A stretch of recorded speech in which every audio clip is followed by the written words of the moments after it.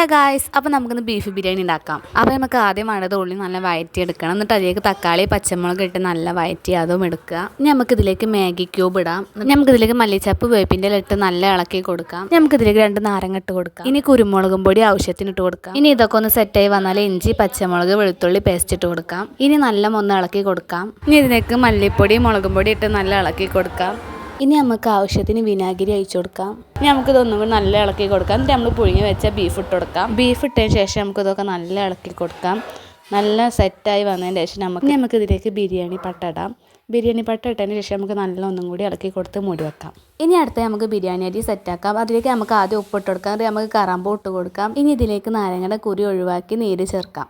പിന്നെ ഇപ്പം തന്നെ കറാമ്പട്ട. ഇനി നമ്മൾ സ്പൈസസ് ഒക്കെ ഇടാം. ഇനി വെള്ളം തിളച്ചതിന് ശേഷം അതിലേക്ക് നമ്മൾ കുതിർത്ത് വെച്ച അരി ഇട്ട് കൊടുക്കാം.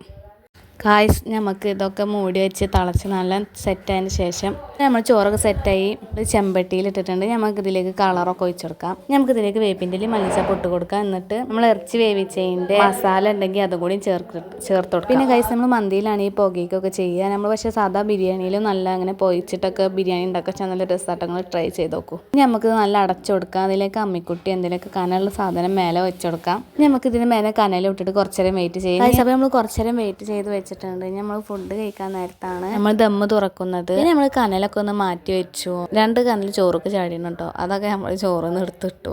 ഇനി നമ്മൾ അടുത്ത പരിപാടി ചോറും മസാലയും നല്ല മിക്സ് ആക്കി കൊടുക്കുക. ഗായ്സ്, അങ്ങനെ നമ്മൾ ബീഫ് ബിരിയാണി നല്ല സെറ്റായി നല്ല റെഡി ആയിട്ട് വന്നിട്ടുണ്ട്. ഗായ്സ്, ഇതിന് ബീഫ് മന്തി എന്നും പറയും, ബീഫ് ബിരിയാണി എന്നും പറയും. അപ്പോൾ നമ്മൾ ഇന്നത്തെ വീഡിയോ ഇത്രയേ ഉള്ളൂ. ടാറ്റാ.